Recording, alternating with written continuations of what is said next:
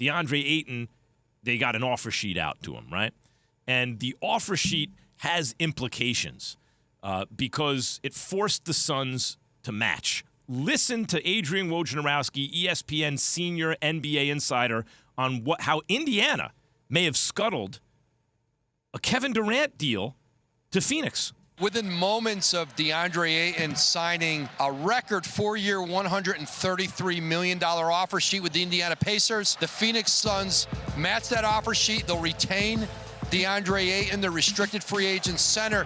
Now, they can't trade him until January 15th, and DeAndre Ayton has the right to veto any trade for the next year. So how that impacts the Suns' pursuit of Kevin Durant, well, it makes it difficult for them to have the necessary assets to get a deal done for Durant. Remember, Devin Booker can't be traded for a year because of his contract extension. They had no interest in trading him anyway for Durant. And now Ayton, at least until January 15th, can't be moved. It will be challenging for Phoenix to find the kind of package they'll need to try to pry Kevin Durant out of Brooklyn.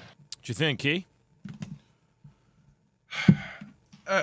It just says that based on what Woj just said, it sounds like Kevin Durant will be looking for a new home in another place and not in Phoenix. If you can't trade him till January, you can't move Devin Booker. On top of that, if Ayton has veto power, what makes you think he wants to go to Brooklyn and play? Why would he want to go to a team that's going to be, for the most part, decimated because you're losing the top dogs in Kyrie Irving along with Kevin Durant? So it's kind of, I wonder why Phoenix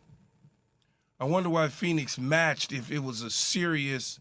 Well, I guess you don't want to take the chance that you don't get Kevin Durant and you wind up losing both Kevin Durant and DeAndre Ayton. What are your options? Match. What are your options so at that point? You're kind of stuck at that point. It'll be interesting to see now who gets in it, how they can pull it off. But what happens in this situation, I think, Max, is that it lessens Brooklyn's demands for Kevin Durant. The market goes down. The market was a little soft anyway, Key.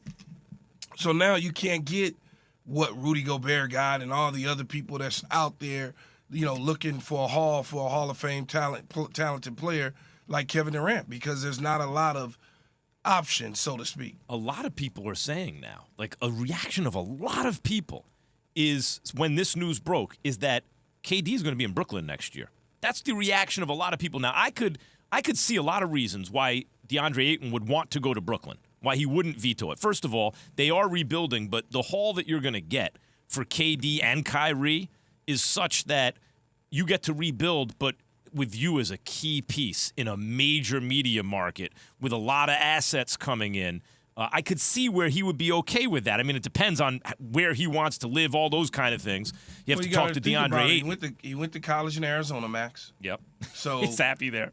He's happy there, right? I mean, you got to be happy there. You went to college there, even though it was probably a little incentive to go to college there, and now you're a pro there. So it's not as easy as I want to move and I want to live in Brooklyn. But there's other teams that are going to be out there. I'm sure you're still going to take a sniff at the Miami Heat. There's a lot of rumors swirling around that there could be a reunion back in Golden State. But if I'm Golden State, do I really want to give up?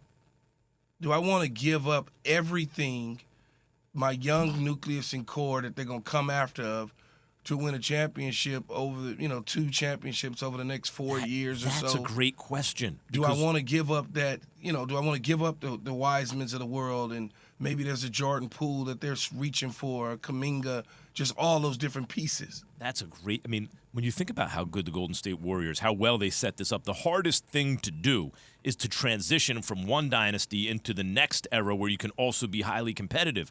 You look at, you mentioned it, Wiseman, Kuminga, they're set up with size and talent, and Jordan Poole and Wiggins, they're set up to make a real smooth transition. Look, when Steph eventually is not playing at the level he's playing at now, that's hard to replace, but they're set up love right now. You're gonna move heaven and earth to bring back in KD to win what, another championship or 2? You just won it without him.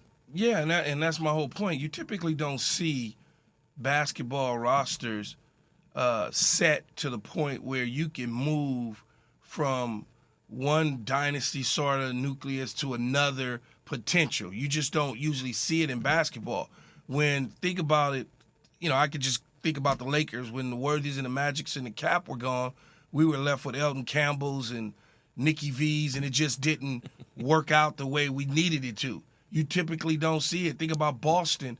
When Bird and all those guys departed, they went on a bad run for a long period of time. They were messing around with D. Browns, and it just didn't work out until they got the big three where they won a championship. And you think about Miami and the Miami Heat with those guys and Shaq and them and Dwayne Wade, it took a minute, and then they had to go get LeBron and them. But this situation at Golden State is like, I don't know, just perfect, it seems like, to be able to transition from Clay and Steph and Draymond into Wiggins and Kuminga and Poole and possibly Wiseman and then whatever picks you have. You want to hear something crazy about the Lakers because you brought it up, Key? You think of it, I think of it as, man, those were some gloomy days, right? Like post Magic and Worthy and all them. But actually, I just looked it up because I wanted to be sure. It was 2 years. They went 43 wins, which is not terrible, right? 39 wins, which is also not good, but also not the worst in the world. They had one bad year with 33 wins. Key, then at 48, 53, 56, they had 2 bad years. That's like the doom and gloom era after Magic. Thanks for watching ESPN on YouTube. For live streaming sports and premium content, subscribe to ESPN+.